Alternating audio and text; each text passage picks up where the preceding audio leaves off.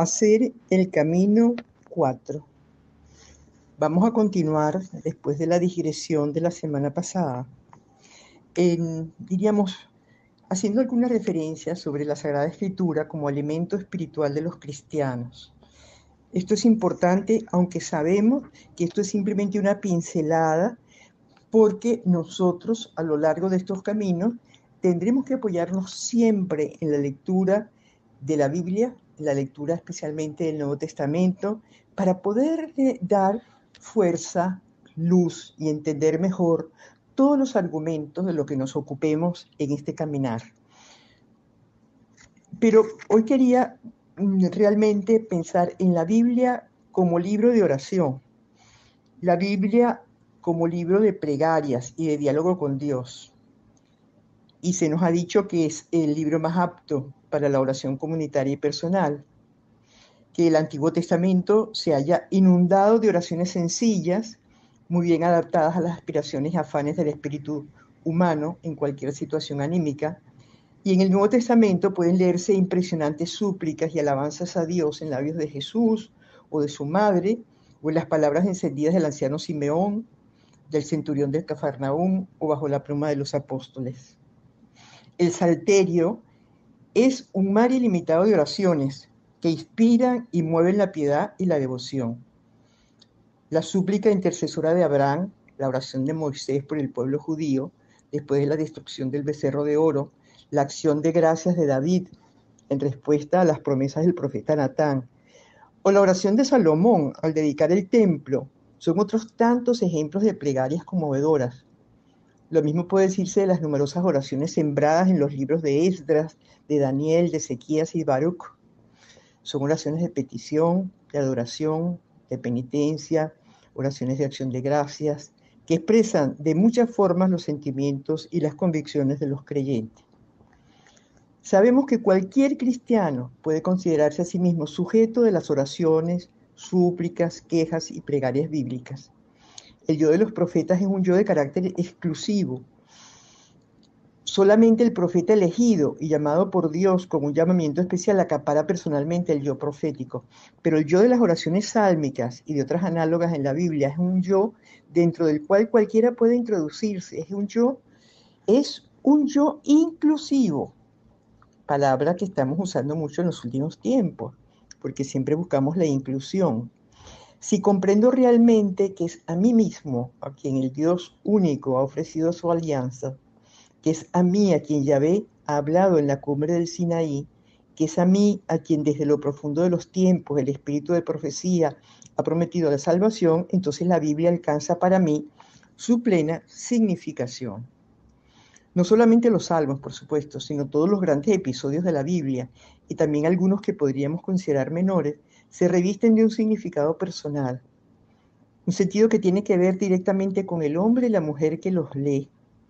Si leo las acciones, tentaciones y caídas de David, advierto con viveza el drama del hombre ungido en la lucha con el pecado. Si recorro la narración de José, observo al menos dos estupendas lecciones, la de la pureza y la de la caridad fraterna, que perdona lo que parecía imperdonable en los hermanos. Si considero la historia de Jacob, que combate con el ángel de Yahvé en el vado de Jacob, me sorprendo ante la fuerza y las iniciativas de Dios sobre el destino humano.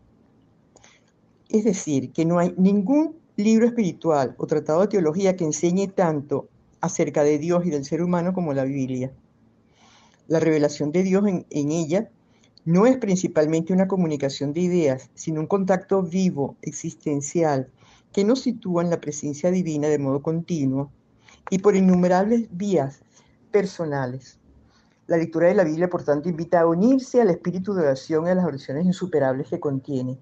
Nunca debe olvidarse que los salmos, himnos, cánticos y súplicas del Antiguo Testamento han sido los textos de oración de Jesús, la Virgen y los primeros discípulos.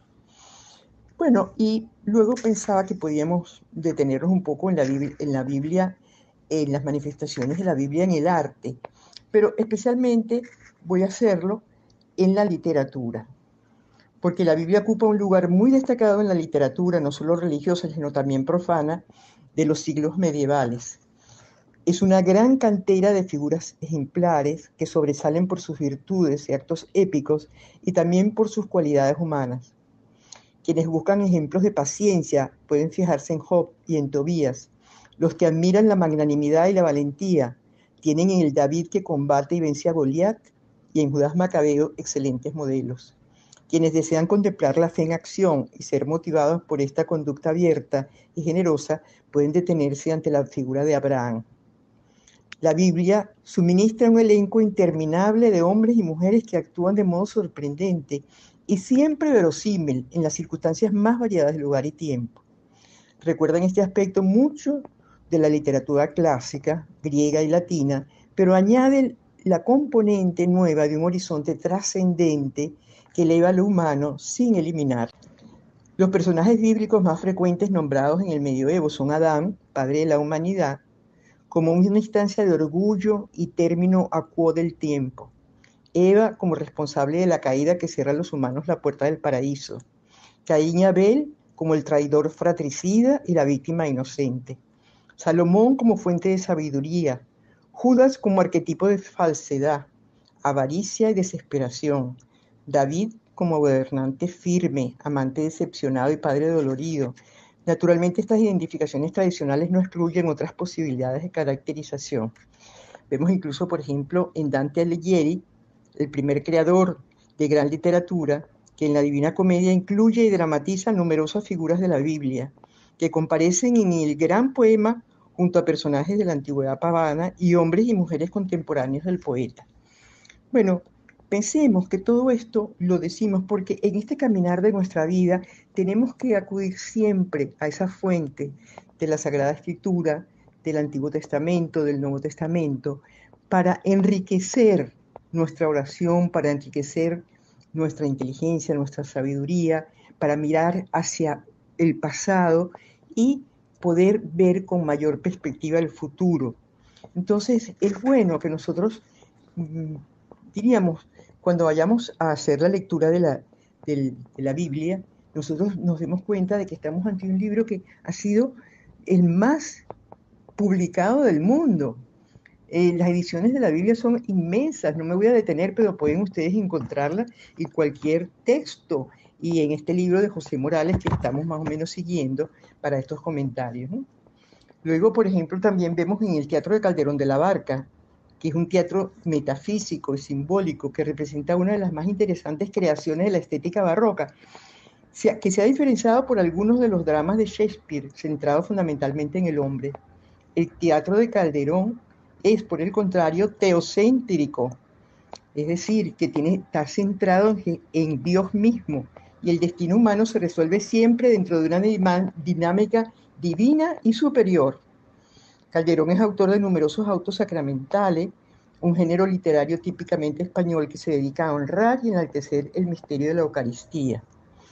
Bueno, por allí podríamos continuar y darnos cuenta como Milton también, como Jean Racine, en ese dramaturgo clásico francés, inspiró directamente en la narración bíblica para componer esa pieza teatral que se llamó Esther, estrenada en el año de 1689 ante el rey de Francia.